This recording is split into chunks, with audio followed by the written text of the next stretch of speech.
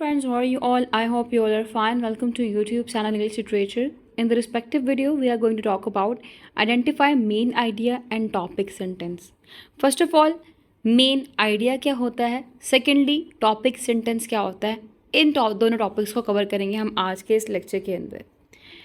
Main idea हम कहते हैं सेंट्रल पॉइंट, कोई भी सेंट्रल पॉइंट जो ऑथर ना या राइटर अपने किसी पैराग्राफ के अंदर, अपने पैसेज के अंदर कन्वे करना चाह रहा हो, ठीक, उसको हम लोग मेन आइडिया कहते हैं. यानी कि सेंट्रल आइडिया, मैसेज क्या दिया जा रहा है, ठीक है, उसको हम कहते हैं मेन आइडिया.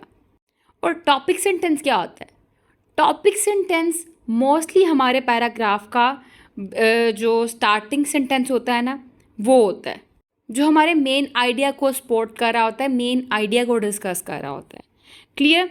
अब इसको मैं और मॉडिफाई करके बताती हूँ कि मेन आइडिया क्या है. This is the overall message the author wants to reader to understand. It's what the paragraph is mostly about. ठीक, फॉर एग्जांपल मैं आपको बताती हूँ, हम लोगों ने करना है कि मोबाइल फ़ोन जो है ना, उसके साइड इफ़ेक्ट्स होते हैं. ये हमारा मेन आइडिया है. अब हमारा जो पैराग्राफ होगा उसमें side effects of mobile phone के बारे में सारी बातें बताई जाएंगी.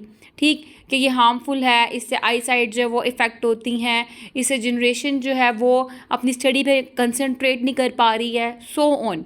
ठीक, जो भी इवल्स है हम उसके बारे में डिस्कशन कर रहे हैं. ये जो सारे पॉइंट्स हम दे रहे हैं ये हमारे मेन आइडिया को ही कन्वे करें कि इसके साइड इफ़ेक्ट्स होते हैं. ठीक, अब टॉपिक सेंटेंस क्या है? is a sentence that directly expresses the main idea.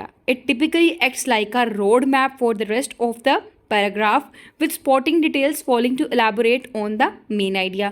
मतलब क्या होता है? टॉपिक सेंटेंस डायरेक्टली हमारे मेन आइडिया को एड्रेस कर रहा होता है. यानी पैराग्राफ शुरू होता है, उसमें बिल्कुल स्टार्टिंग भी बताया जा रहा होता है कि मोबाइल फ़ोन जो है वो आँखों को इफ़ेक्ट करता है. अभी मोबाइल फ़ोन आंखों को इफ़ेक्ट करता है मींस यहाँ पे जो हमारा मेन आइडिया है उसी को अगेन एड्रेस किया गया हुआ है. तो ये हमारा टॉपिक सेंटेंस होता है. अब कैसे इफ़ेक्ट करता है हम पैराग्राफ में उसकी डिटेल बताते हैं जी. ये जो इसकी लाइट है, इसकी रेज़ आंखों के ऊपर असर डालती हैं, ये जो है हेडेक का कॉज बन रहा होता है, इससे आई साइट वीक हो रही होती हैं. ठीक है, मतलब पहली एक लाइन दे दी, उसके बाद में जो गपशप हम कर रहे हैं वो, जिसको हम लोग स्पोर्टिव लाइन्स भी कहते हैं. अब एग्जाम्पल देखें, topic sentence with sporting details. अब टॉपिक सेंटेंस क्या है? Honey bees are vital to our ecosystems. कहते हैं these busy insects pollinate a large variety of plants including fruits, vegetables and nuts. Without their help, many crops would struggle to reproduce and food production would decline significantly. अब इस example में क्या है? वो जो first sentence है directly state कर रहा है मेन आइडिया को कि हनी बीज जो है वो वाइटल है हमारे इकोसिस्टम के लिए. और जो फॉलोइंग सेंटेंसेस हैं वो डिटेल प्रोवाइड कर रही हैं, सपोर्ट कर रही हैं इस क्लेम को. ठीक है, by explaining the role of honey bees in pollination. Clear? तो ये हमारा टॉपिक सेंटेंस और मेन आइडिया हो गया.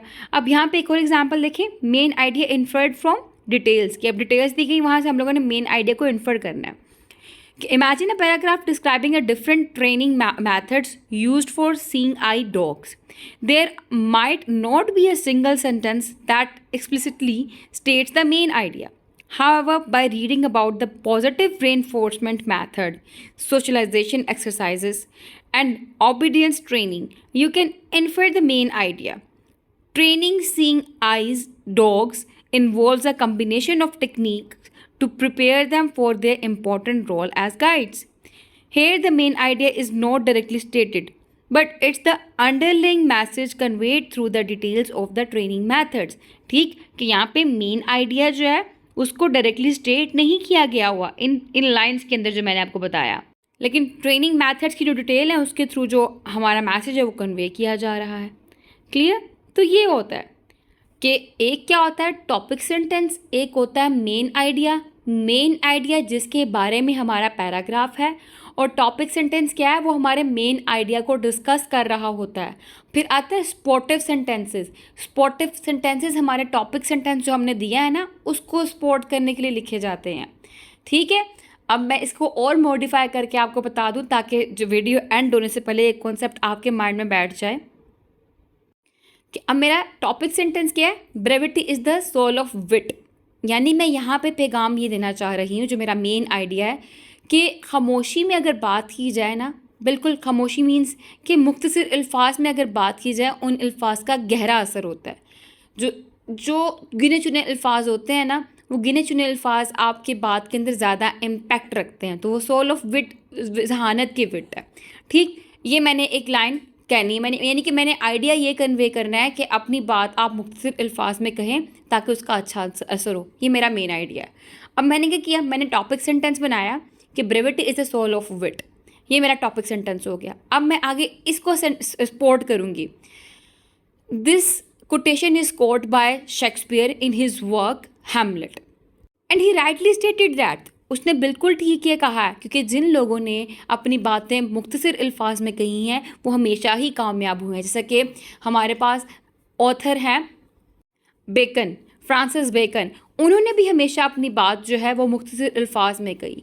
और मुख्तसर अल्फाज में जब बात कह दी जाए तो वो ज़्यादा वक्त नहीं लेती, वो थोड़े ही वक्त में अपनी बात को लोगों तक पहुंचा देती, जो कि एक गहरा पैगाम रखती हैं।